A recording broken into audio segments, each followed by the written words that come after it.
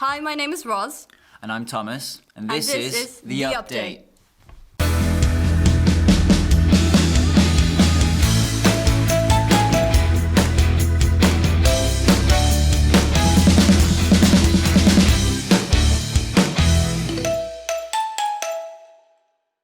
Let's start with what's coming up.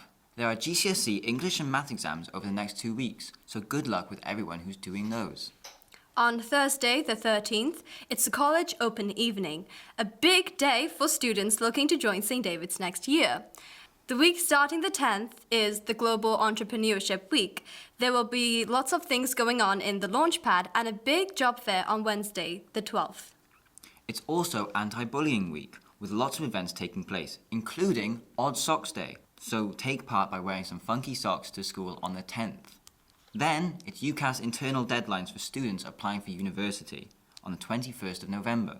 Some learners have already received offers, which is really cool.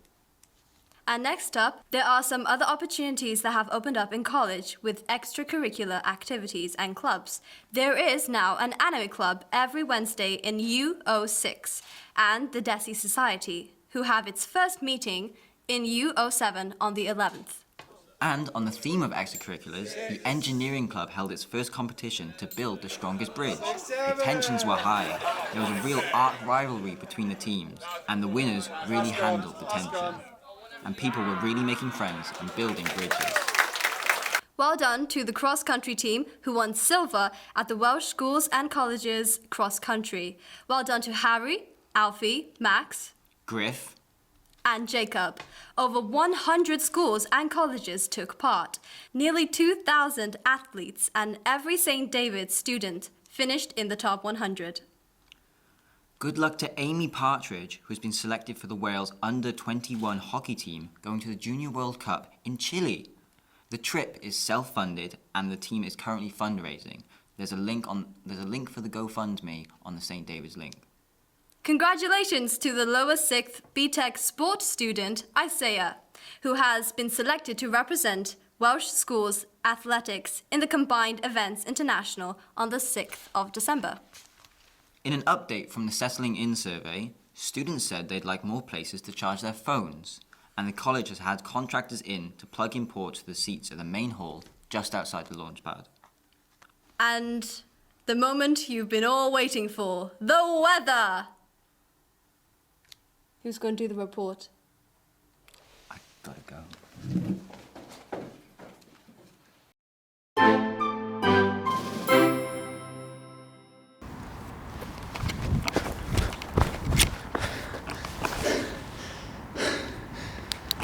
It's only midday.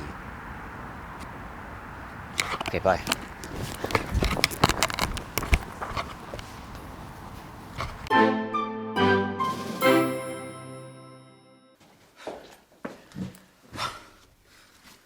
Nice one. Thanks.